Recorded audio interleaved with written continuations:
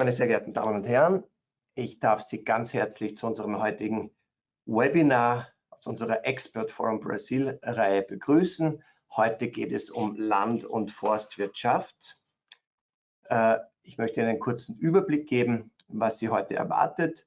Ich werde ganz kurz mit ein paar einleitenden Worten beginnen und dann rasch überleiten zu meiner Kollegin und Agribusiness und Green Tech Managerin im AußenwirtschaftsCenter São Paulo überleiten, Cécile Siber. Wichtig, dass Sie sie kennenlernen. Sie ist Ihr Ansprechpartner für die Themen, die wir heute besprechen. Danach kommen wir zu unseren beiden Keynote-Speakern, Oswaldo Junqueira Franco. Er ist der Executive Director von Cropman, Innovação Agrícola und Partner von Agrobrain. Und als zweiten Keynote-Speaker konnten wir José Carlos da Fonseca Jr. gewinnen. Er ist der Executive Director von Ibá, Bundesverband der brasilianischen Forstindustrie. Und danach haben wir Zeit für Ihre Fragen, die wir gemeinsam versuchen werden zu beantworten. Kurz noch zum Start. Sie können Fragen stellen, schon jetzt in die Fragen-Chat-Funktion eingeben. Im Anschluss an die Präsentationen werden wir Ihre Fragen beantworten. Die Slides werden geteilt. Sie bekommen morgen ein E-Mail mit dem Link zu den Slides. Wir werden es auch auf heute veröffentlichen. Gleichzeitig zeichnen wir das Webinar heute auch auf. Es wird dann Mitte nächste Woche am Außenwirtschaft Austria YouTube-Channel veröffentlicht. Auch dazu bekommen Sie den Link im E-Mail, das Sie morgen erhalten werden. Außerdem bitten wir Sie, sich kurz 1-2 Minuten Zeit zu nehmen, uns ein Feedback zu geben. Auch dafür gibt es einen Link im morgigen E-Mail.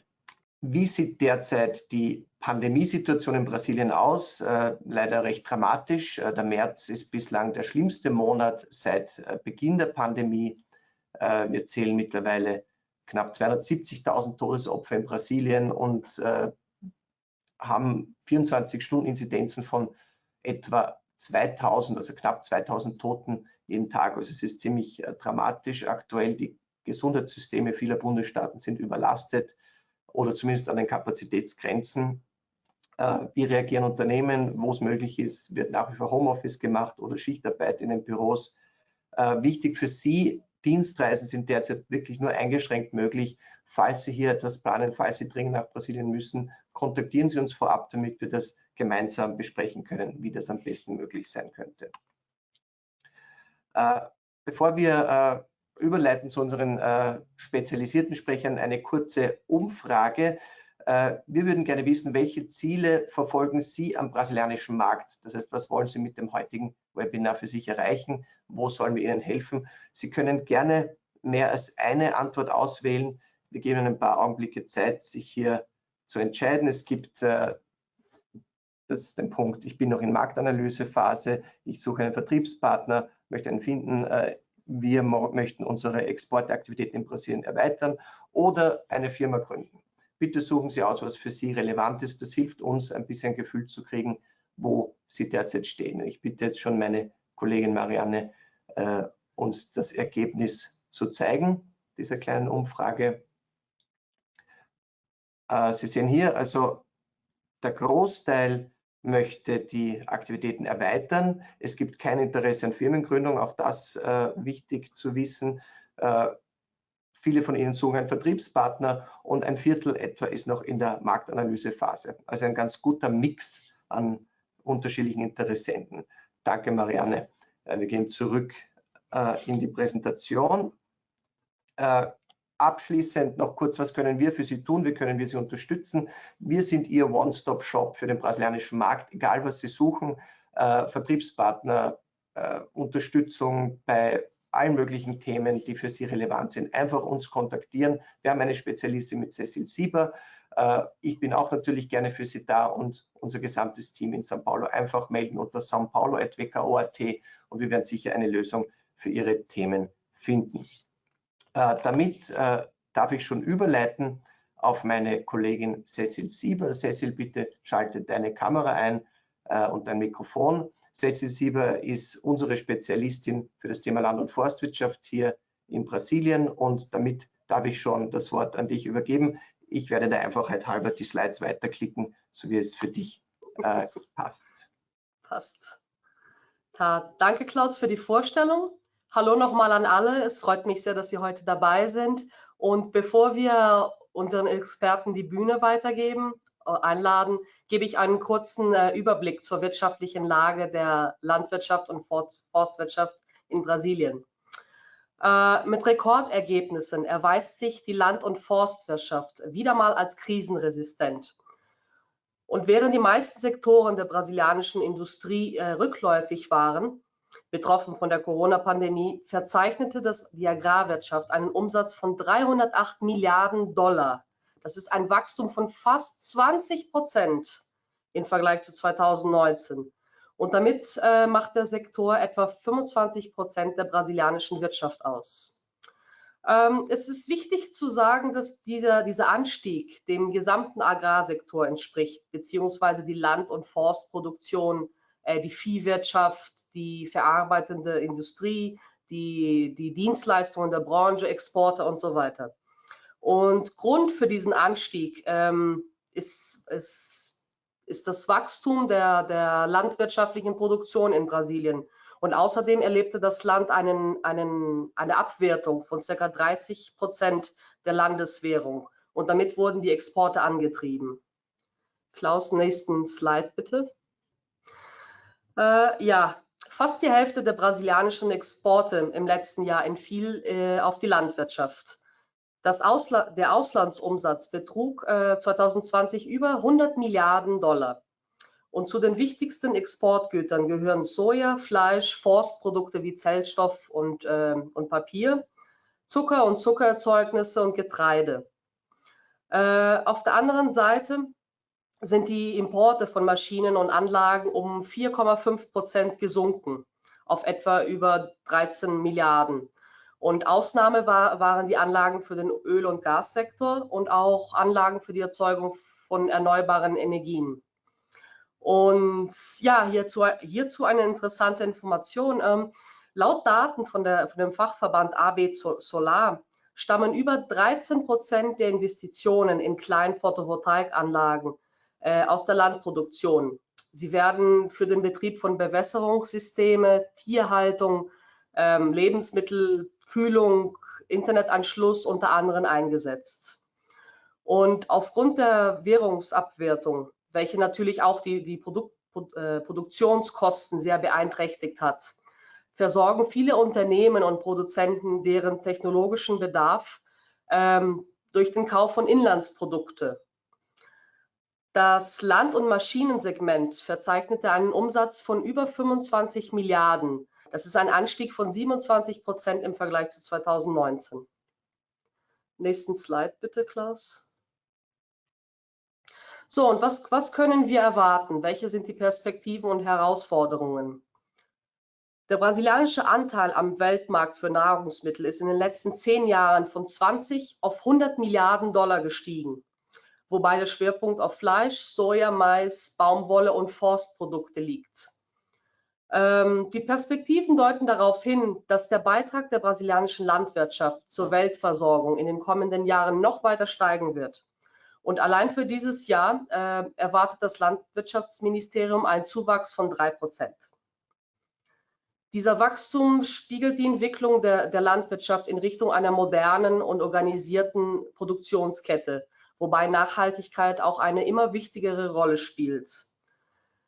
Digitalisierung auf dem Land ist noch ein relativ neues Thema, besonders aufgrund des Mangels an Infrastruktur, was zum Beispiel den Internetanschluss beeinträchtigt. Wer von euch hier schon mal in Brasilien war, auf dem Land, weiß, wovon ich spreche. Und ja, was die Logistikinfrastruktur betrifft, sind laut Regierung für die kommenden Jahre Investitionen in Höhe von 44 Milliarden vorgesehen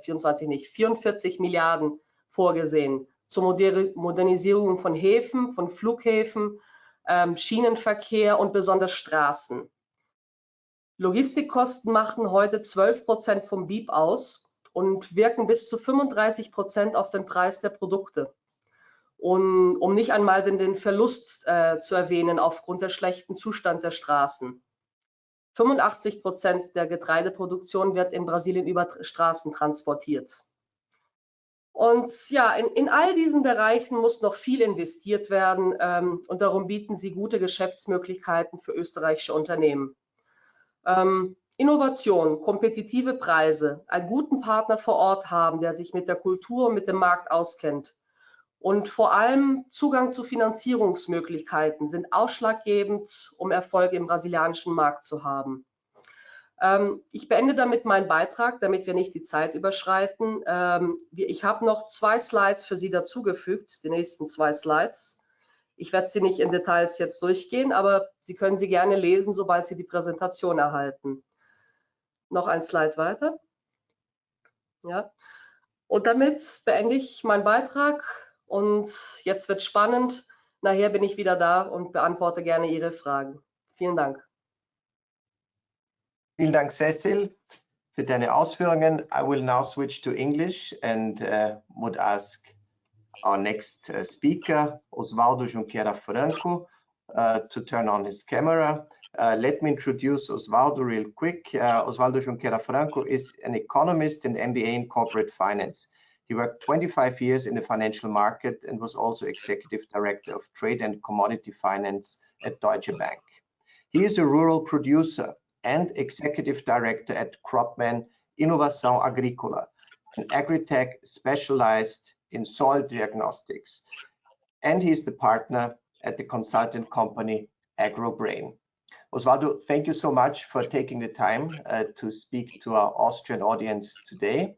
And I will say goodbye for a few minutes now. Leave the floor to you. Thank you, Klaus. Once you're done. To the chamber for the, thanks to the chamber for the invitation. It's a pleasure to be here. I hope you find interesting what I'll bring to you today, which will be based on my professional trajectory in Brazil. It is relatively easy to Google whatever you want to know about Brazilian agriculture. So I hope my personal experiences, both as an executive in the banking industry, financing agribusiness for over 25 years, and now as an entrepreneur in the agri-tech industry, supplying to Brazilian farmers, might be interesting and helpful. Let's start.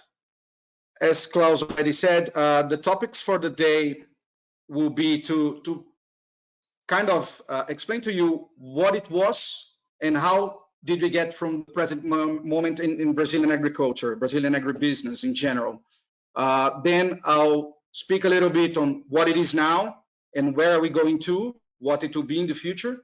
I believe there's a major shift happening in the field right now from financial and economics to technology, and this will be key for the future of Brazilian agribusiness. And I'll also show you some experiences being an executive director at Cropman. And also, I'm a farmer myself. We produce sugarcane in São Paulo state, so I hope there will be plenty of insights to the audience. Let's move on, please. The first difficulty that we have to face while talking about Brazil is that Brazil is a continental country. Just to give you an idea, going north to south, you have to run 4,300 and something kilometers from one extreme to the other, and quite the same from east to west. So it is huge. Mato Grosso state alone is as big as Germany. So when I have to move from my home state, which is São Paulo, to Mato Grosso, I probably drive more than what an European person would do driving from Lisbon to Moscow. So difficulties are huge. Infrastructure is bad, and that poses for itself a challenge. So the key trends for agriculture are the commodity super cycle. Everybody is generally aware that Brazil is a key supply of food and agri products to the world. It grew on the back of the so-called commodity super cycle from 2002 to 2012, boosted by Chinese demand. So it's really market driven, and the market has brought Brazilian agribusiness to where it is right now. One thing that it's probably not commonly known is that output increased mostly due to productivity gains. There were huge productivity gains in agriculture in Brazil rather than expansion over forests and conservation areas. Logistics have been improving over time, although there's still a gap to be bridged. There is a generational change happening in the field right now, and there is growing pressure from markets for sustainable practices in the field. So let's move to the next slide. As I mentioned to you, on the left, you see the production growth from 77 to 2017 in terms of tons for Brazilian crops. And on the blue line, you see the planted area. So you see that production has grown several times more than planted area. And the reason for that is an increase in productivity per hectare, which you see in the graph on the right, for different crops, all growing productivity per hectare in terms of tons. And that is due to the use of technology. So seeds adapted to Brazilian conditions, fertilizers, soil correction, herbicides, etc., has helped growing Brazilian productivity and production, while at the same time saving areas for preservation. Today, Brazil is probably the country that has most of its territory preserved. Roughly 66% of Brazilian area is preserved as forests and natural lands, natural pastures. Let's move to the next one.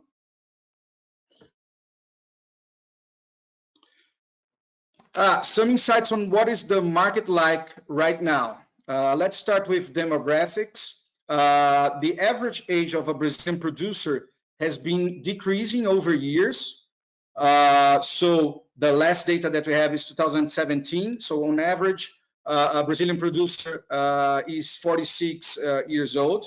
It is decreasing over time, but still a traditional market compared to other businesses in Brazil. The percentage of families in the business, in agribusiness, for over 30 years is 60%. So again, there's a lot of tradition in this business. The positive aspect that I would like to highlight is that women in decision-making positions have been increasing markedly recently.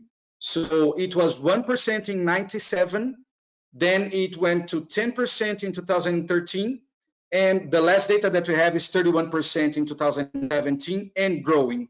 And that is good because that brings a fresh view on what the practices should be in this market.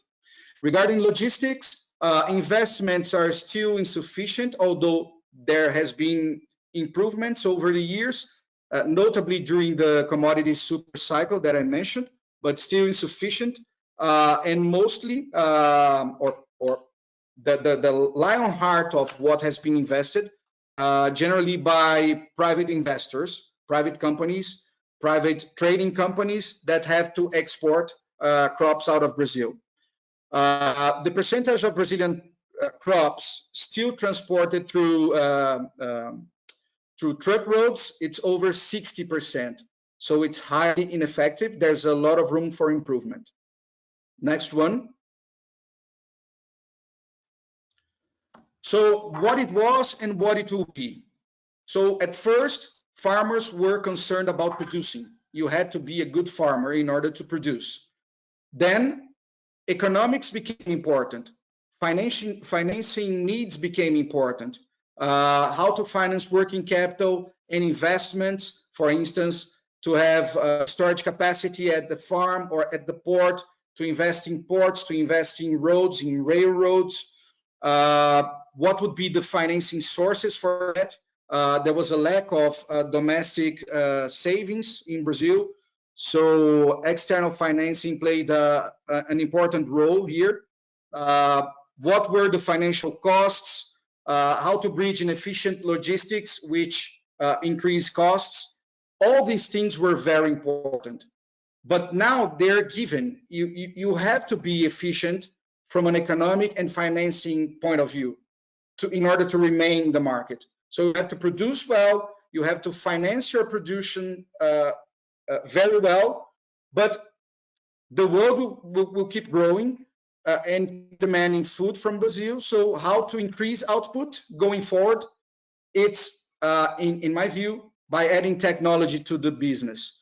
So from now on, we will see farmers paying attention to field efficiency in terms of the number of operations they have in the fields in order to produce, machinery efficiency, and also how the machinery wear over time, efficiency from an input usage point of view. So the less herbicides you use, the more you preserve the soil biota, the microorganisms that are in the soil. The more you preserve water, the more sustainable you are, these sort of things. And also efficient management tools in order to manage technology adoption. So these will be, from now on, even more the hot topics for Brazilian agribusiness. So in the low portion of the slide, the major concern for producers after climate, plagues, and manpower shortage, so production, is really cost efficiency, because they cannot control price. Until a few years ago, they were constantly concerning about price, about FX rates. Now it's a given. They need to manage very well this, and the only thing that they can really control is cost efficiency. And hopefully by adopting new technologies, they'll be more efficient from a cost point of view. So the next one.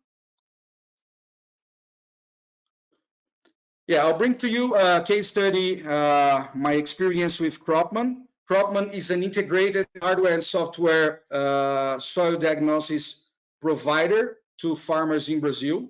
And why I deem this interesting? Because our partner, the supplier of hardware, is an Austrian company called Gel Prospectors, and they have the best technology that there is in the world. So it's an Austrian company which is actively engaged in the Brazilian market through Cropman. So what we did, we added digital tools to traditional soil diagnosis practices. So we use big data, we use data mining algorithms that were developed by Cropman in order to read the variability in the soil.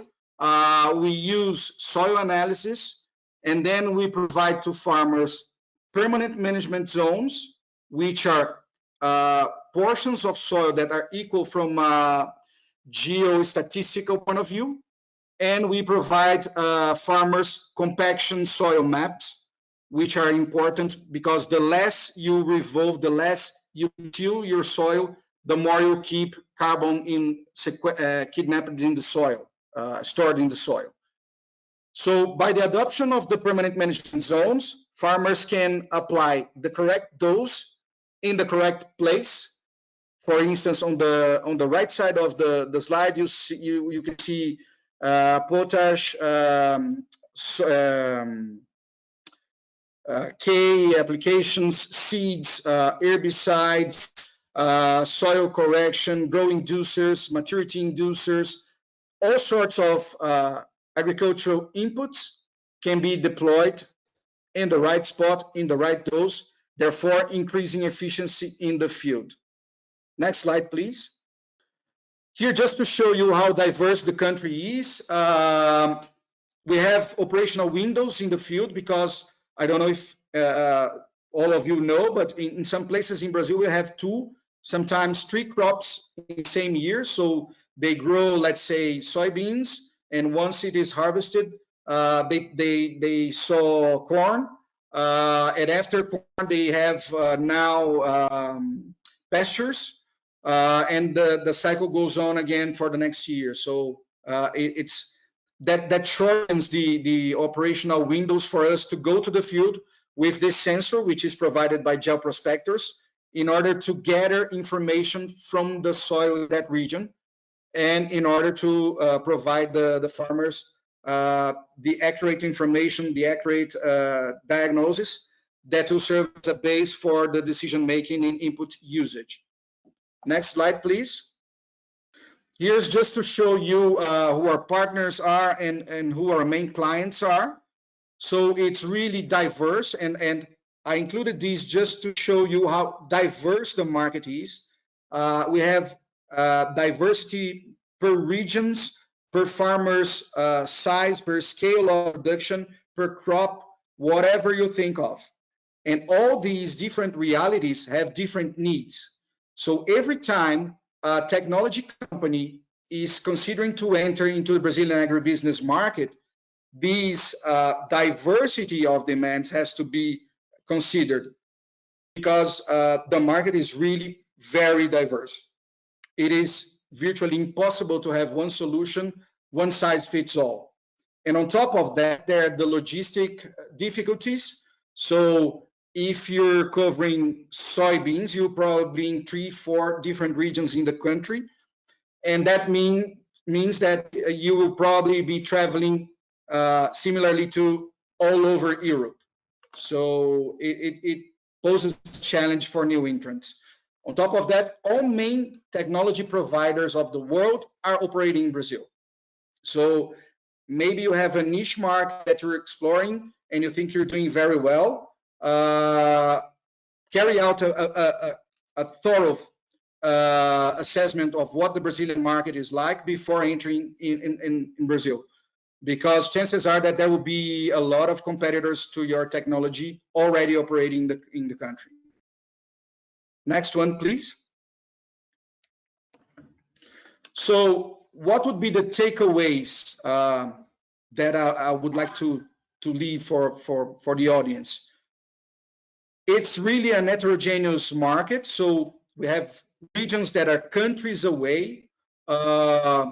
If you have to go to Paraná, to Mato Grosso, it's really like crossing Western Europe or something. Mato Grosso is the size of Germany, as I mentioned.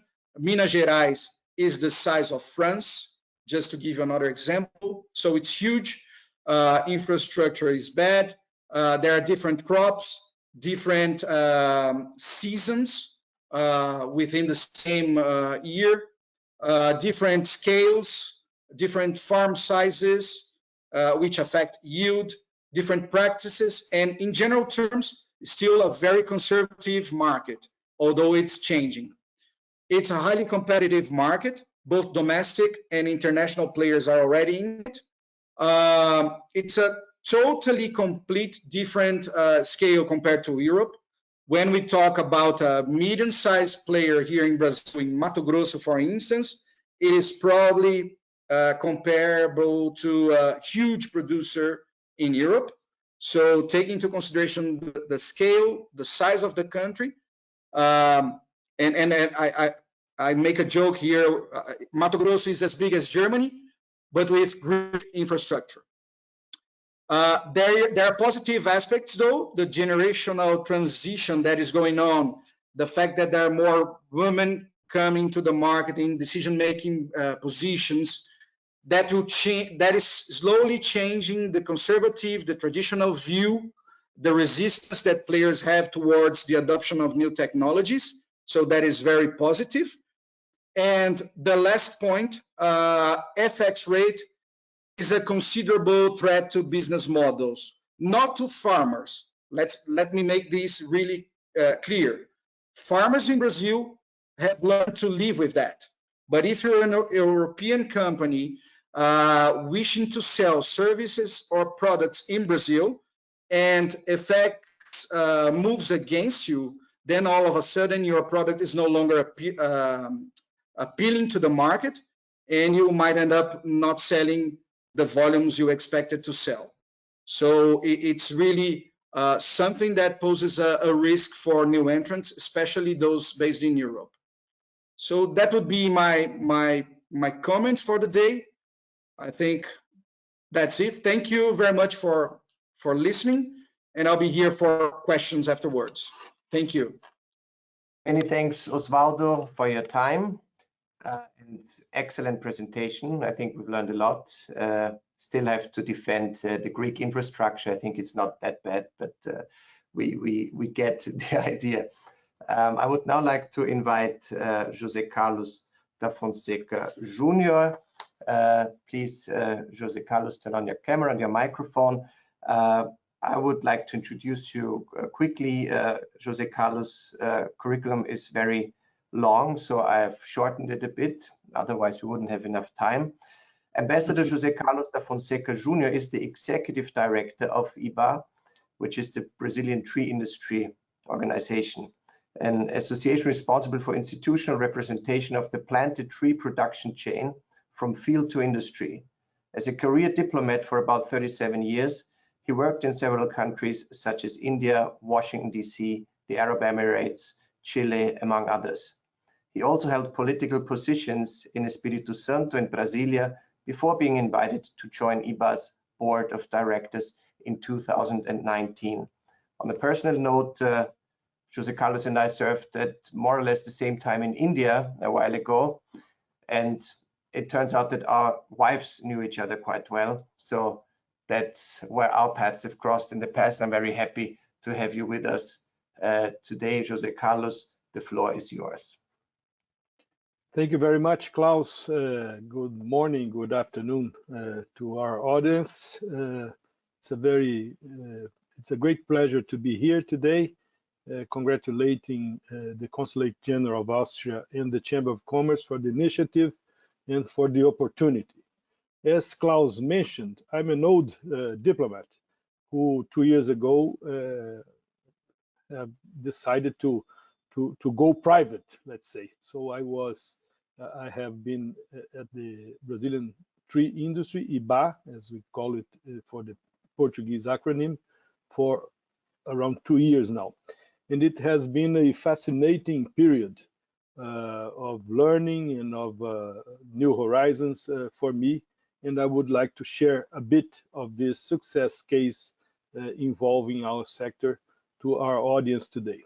I also want to mention that Oswaldo Junqueira made a brilliant presentation, and I thank him for that, because quite of an introduction to what I will present to you now on a more focused basis, looking at our planted tree industry or sector. Please, let's move to the first slide, Klaus. As it was said, the Brazilian tree industry is the association representing institutionally the whole production chain from the fields to the factories, covering a whole spectrum of different industries that are forest-based. And so this is what I will try to showcase to you, to our audience here today. Please, let's move ahead. Just to give you an idea, as Oswaldo was mentioning, numbers and figures in Brazil are always very large, very big. And in order to give you some suggestion, some idea of the dimensions we are talking about, Brazil has a major presence in the world market for pulp and paper and other wood-based products, all based on planted forests that have been our bread and butter for the last 30, 40 years. So in order to add value to products derived from plantations of pine, eucalyptus, and other species planted for industrial purposes, Ibá and our companies work to defend the interests of our sector in face of authorities and government agencies, entities from the planted tree production chain, and significant stakeholders in different realms, both in Brazil and internationally. We represent around 50 companies Brazilian and multinationals operating in Brazil, plus 10 forest entities, statewide forest entities. So we are representing products originated from planted trees, most notably wood panels, laminate flooring, pulp, paper, energy and biomass forests, as well as independent producer of planted trees and financial investors on these forests. Let's move to the next stage. Next slide, please. As you can see on the slide, we are with our products present in different states in Brazil. Brazil is a huge country, as it was said. We spread our presence throughout some 1,000 municipalities in different states of Brazil, and we produce items that are present in our daily lives, in our homes and everyday lives. For example, wood for construction sector, furniture, manufacturing, various types of papers to produce books, packaging, newspapers, toilet paper, napkins, in addition to a myriad of other new uses for vegetable fibers as medicine and cosmetics, and that list goes on and on. Brazil is the second largest producer of pulp and the largest exporter of cellulose pulp in the world market, one of the largest paper producers in the world, and also an advanced, very strong producer of packaging paper, since society in Brazil and everywhere is requiring and demanding more and more sustainability on the products we bring to our lives.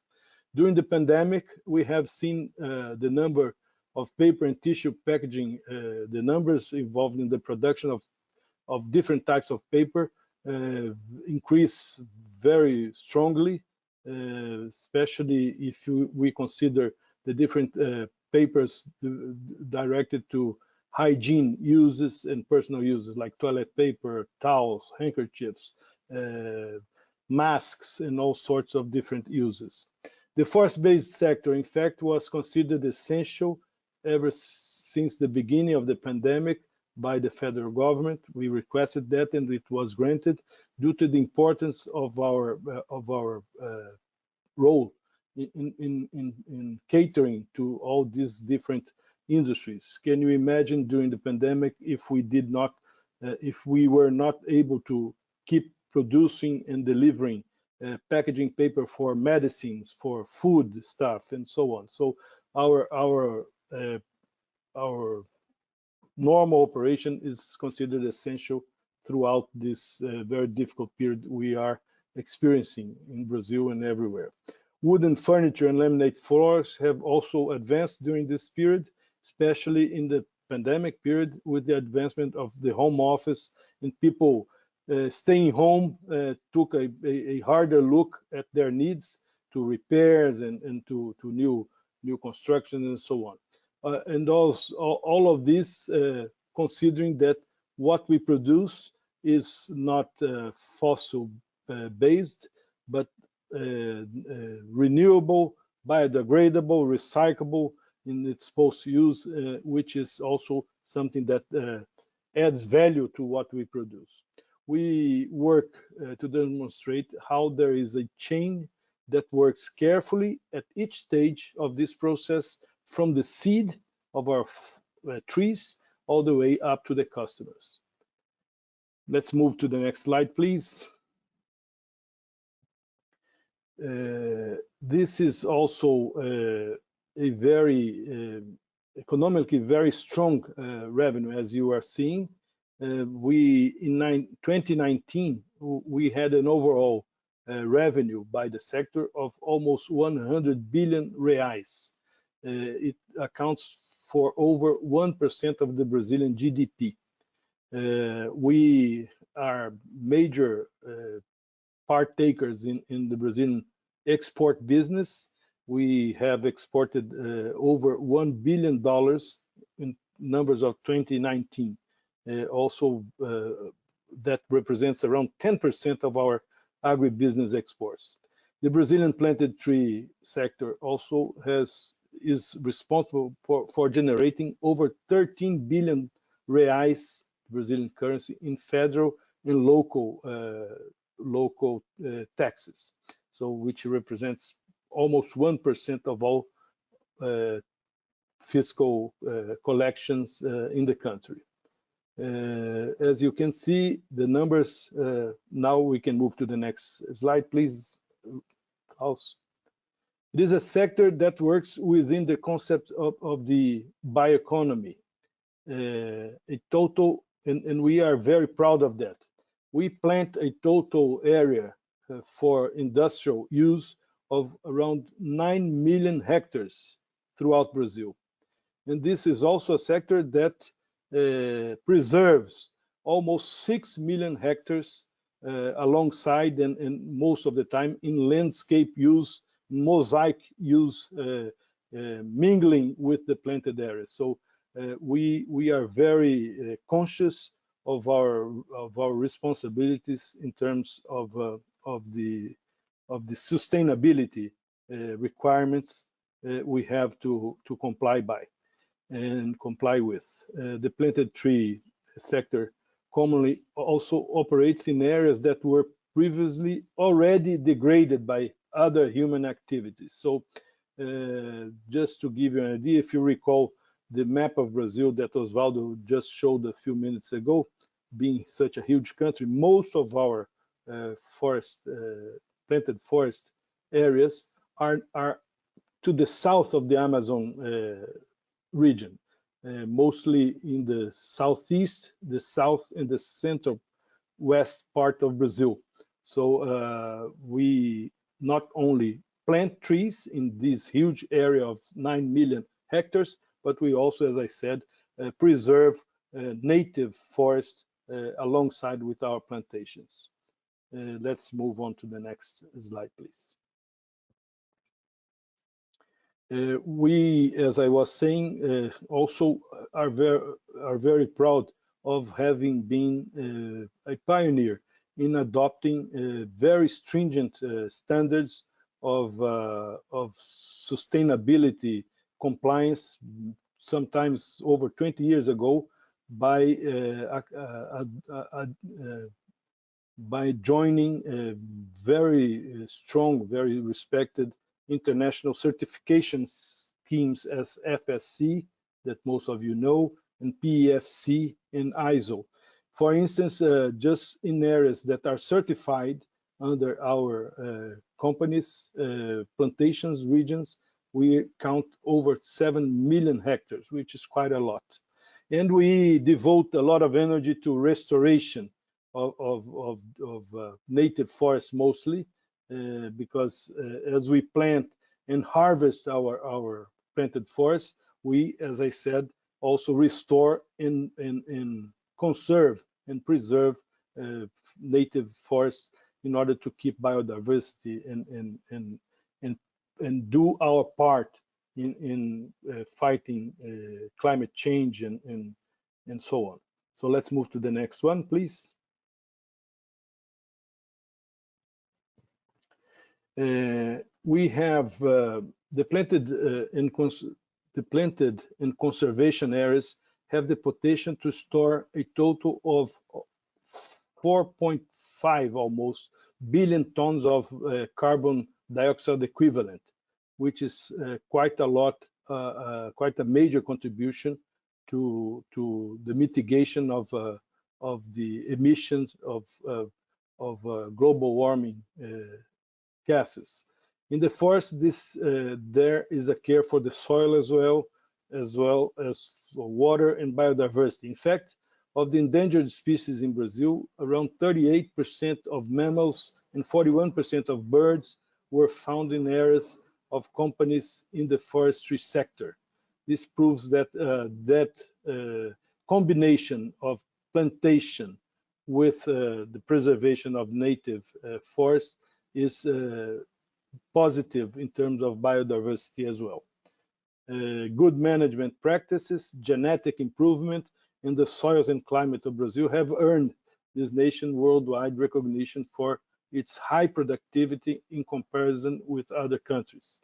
Since the 1970s, productivity in our sector has increased manifold, as you see, around 250%.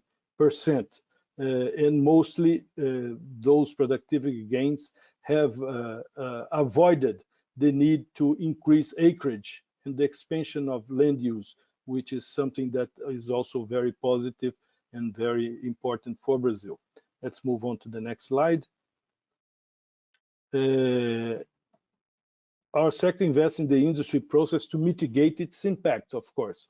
The sector stands out for its search for several renewable sources of energy generation, with a share of 90% of renewable energy in our matrix, which is a major contribution towards a renewable energy matrix in line with the SDGs and the Paris Agreement commitments that Brazil has to adhere by.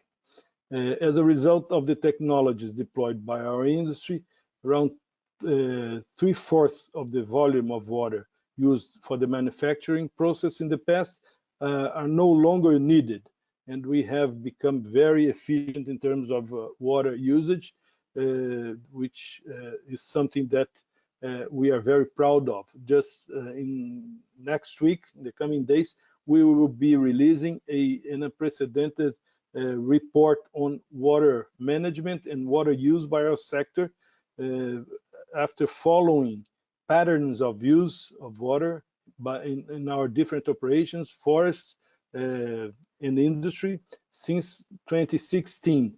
This report will showcase around 15-16 KPIs that prove and make it clear that there is a growing pattern of increasing efficiency in the use of water, which is very important for us as well. Let's move on to the next slide, please, Klaus. We, of course, being present throughout those 1,000 Brazilian municipalities in this huge country, in areas that previously were not only ecologically degraded, as I mentioned, but also in areas that were very depressed in terms of economic and social realities. So we have come to those areas and we have made a difference. I myself come from my home state in Brazil is in the southeast of the country, called the Espírito Santo. And so I was a witness to the positive effect of our sector in the city of Aracruz, in the north of Espírito Santo, where in the 1970s, an old European entrepreneur, by the way, who died just yesterday, a Norwegian-born but Brazilian by heart, Mr. Erling Lorentzen, started to invest in eucalyptus plantations in the late 60s and 70s. Then they moved on to investing in an industrial plant to produce cellulose pulp from eucalyptus. And it has become a major success. That company, initially called Aracruz Cellulose, became Fibria and now is part of Suzano, which is one of our associate companies at Ibá, and the world's largest cellulose pulp producer in the world. So I have seen throughout these 3-4 decades in that region how important that initial investment, that vision that Mr. Lorentzen had, has been for the region, for the people in the region. Their realities in terms of social development, in terms of employment, in terms of education, in terms of public health, is totally different from some of the neighboring regions. So this is true for most of these 1,000 Brazilian cities where our sector is present. Let's move on, please. Another important feature to highlight today to our audience is that our sector is very self-sufficient in terms of finance, because being so strong and competitive worldwide and in Brazil, we have become very strong financially as well. So even in times of hardship, as we have been facing for the last several years, with recession, now with pandemic and so on, we have been able to keep very high figures of in the pipeline for new investments and on expansions and new plants and new forest areas. So just to give you an idea, for this period from 2020 to 23, in the pipeline, we have around 35.5 billion reais in new investments, some of those already being implemented in different industrial plants for paper, different industrial plants for pulp, and in new plantation areas or renewed plantation areas. So this is something that will generate jobs and opportunities, and it also reflects the widening potential, let's say, for new uses of our fibers. So, for instance, the new soluble pulp factories that are being built among those part of that pipeline. One is an expansion project, and the other entirely new from the ground up. Other initiatives have also been announced for tissue paper, thermal papers, panels, and especially in the packaging paper segment. These investments to expand capacity are always made by aligning development and sustainability, which opens up enormous doors among consumers. It is worth highlighting the partnership, this is very important to mention, between Brazilian major company in our sector called Duratex and the Austrian giant company Lenzing. They are investing together on a joint venture, almost 5 billion reais, almost $1 billion roughly, in building a new industrial plant to produce soluble cellulose with a capacity to produce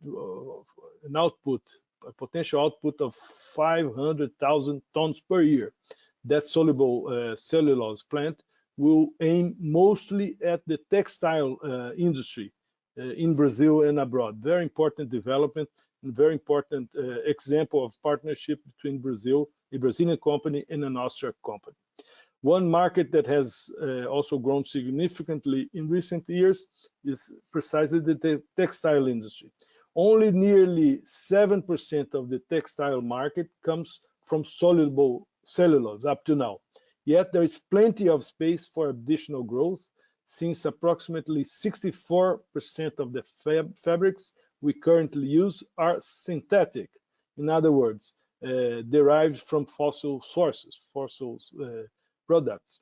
So soluble cellulose is also used in many other applications, like it's interesting to realize on ice cream production, industrial as well as our handmade makeup, cosmetics, personal hygiene products like toothpaste, pharmaceuticals and tissues and so on.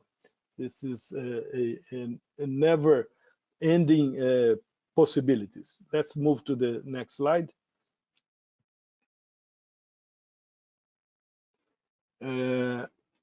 We have there, and of course, this presentation we'll be glad to share through the chamber and the Consulate General. I'll ask Cécile to share with our audience if they so wish. But we are always looking at the future. We are a sector that we consider ourselves to be future-oriented, let's say. So we have mentioned in this last slide some of the new developments, and this is not an exhaustive listing. Much more than that we could talk about and discuss with you. So the industry is also looking to the future, investing in research and innovation, to deliver growing numbers of bioproducts and biomaterials that are and will become part of the circular economy, that are biodegradable and recyclable. The sector is also very focused on the new attitude among conscientious consumers all over the world, who are concerned, more and more concerned about sustainability and the future of our planet. So thanks to those investments by forest-based industry in science and technology and in innovation, planted trees will be an exhaustible source of sustainable raw materials. What used to be a byproduct, for instance, like lignin, which is like a glue that is part of the tree, and the tree is made of fibers, and this glue, this natural glue called lignin. Lignin in the beginning was a byproduct, a residue, a waste. Then it became an important byproduct to generate power for our plants. And now more and more it is becoming almost like a new oil or gas in terms of being able to be cracked down into many products from the lignin, almost like a biorefinery that the tree actually is. So now these new uses and a new role in fighting climate change by replacing fossil-based materials in various industrial sectors. Cellulose, which is already known for its versatility, continues thus to be studied, and its micro and nano fibers will produce countless new items that will turn essential. So we have been focusing, for instance, on nanocellulose. This nanoscale substance is considered like a super material because it is stronger than steel, as well as lightweight, waterproof, and biodegradable. So it has many applications already in the automotive and the aerospace industries. And for instance, microfibers from cellulose. These tiny fibers can be used to produce textiles in the apparel industry, and this raw material uses up to 90% less water and chemical inputs in its production process than polyester, for instance. Lignin, as I said, is this substance that gives wood its strength, and it has major potential to replace oil byproducts, thus increasing its added value. A practical example, bioplastics. Excuse me, José Carlos, sorry to interrupt you. Since we are running out of time, so in 2 minutes more or less, we have to end our session today. I would suggest, since we're going to share your slides with the whole audience, probably it's a good idea if we share the slide, and I think it's quite well described, every item, if that's okay with you. Sorry to interrupt you, but I was just wrapping up, and I think the sharing of the presentation will be a wiser move. So thank you so much for your attention, for this opportunity. Thank you so much. Many thanks, José Carlos. I would now like to ask Cécile and Oswaldo to turn on their cameras as well. We have very little time, but actually the good thing is that all questions kind of deal with the same issue. They're about regulations and the possibilities of market entry and possibilities for Austrian companies here. So to both of you, Oswaldo and José Carlos, how's the Brazilian legislation related to forestry and agricultural production? Do we talk about a friendly or a rather restricted regulation? Oswaldo, why don't you start? What is your experience? Okay, I would say, well, as you probably could understand from my presentation, how we got here was through market. The Brazilian expansion in agriculture was market driven. There were thousands of entrepreneurs that migrated to the Midwest portion of Brazil and started sowing soybeans in a soil that was not suitable for soybeans. To that date, So it was market driven.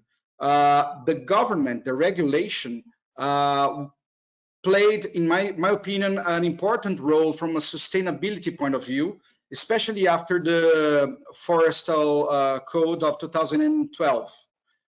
It is very strict on farmers, but it also has flexibilities that separate different regions. So the Amazon is one thing, the south part of Brazil is different, has a different set of requirements for farmers, and so are the farms itself. You have small producers in the south, you have big producers in Mato Grosso, in the Midwest. You have a lot of restrictions in the Amazon. It's a hot topic and a quite debatable one. But the fact is that the regulations are there, and also the market is there. I recall in 2008, the soybean moratorium, where players decided not to buy soybeans that were grown in areas opened after 2008. So the private sector, the trading companies were not buying. So the farmers were not producing in those regions because they simply could not sell their production to anybody. So I think it's very, very strict. And we see in the figures related to preservation and sustainability that there's something. We cannot neglect what is there. Of course, there is room for improvement, but I consider that we are moving the right direction. Personally, I find it very hard to be a farmer in Brazil. So if I cut a tree today, you can see it straight away from a satellite image, and the person can, the authorities can go there and find me. So the technology means are there to make sure that people comply with the regulation, and the regulation is very strict. So that should be an important base stone for sustainability. Thank you, Oswaldo. José Carlos, maybe if you could add something and also mention, you know, since this is always a hot topic in Austria and all over Europe, the question about regulations when it comes closer to the Amazon rainforest. How do you deal with these kind of issues, and how strict do you see, how well do you see regulations work in Brazil? Well, sure, Klaus. Important thing to realize is that Brazil has this forest code mentioned by Oswaldo, which is very strict, very well devised. Its approval was the result of many years of a very lively debate within Congress, throughout the society. So the challenge in Brazil is that we have to respect and comply with the forest code. If we do that, you can be sure that it is one of the most advanced codes of this type worldwide, I would say. The problem mostly, especially in the Amazon region, is illegality. Illegal deforestation is our major challenge, and this has to be fought against with all our strength. Just recently, in the last 2 years, the army itself in Brazil has been deployed to help fight these illegal activities in the Amazon, like deforestation and illegal mining as well. Illegal mining in the Amazon. So those things are illegal endeavors, let's say, of organized crime nature. So it's very major, very challenging. It's a huge country with border areas that are totally isolated in very dense forests. So it's not a simple task, but this is something that the Brazilian nation, the Brazilian state, has to give very high priority. And we, the private sector in Brazil, have been pressing hard the government to use all its strength towards that end. Thank you, José Carlos. One last question. I hope our participants don't mind if we exceed another few minutes. This one goes to you, Oswaldo. Since Brazil has leading environmental standards in the pulp and paper industry, as we have heard and seen. What are the environmental standards in the agribusiness in your experience? Is there also a trend, and that's very interesting to Austrians, this is a big issue there, is there also a trend for organic production? Yes, the problem is scale. And I think this is complementary to the previous question. So I was thinking when José Carlos was answering about land prices in Brazil. So during the commodity super cycle, the Brazilian agriculture had experienced a boom because it started supplying to China. So it grew with China. There's a huge demand there, and it is expected to keep growing over the years. Not only China now, but Asian countries, India, they all are, living standards are improving and people are demanding food, which is basically produced in Brazil.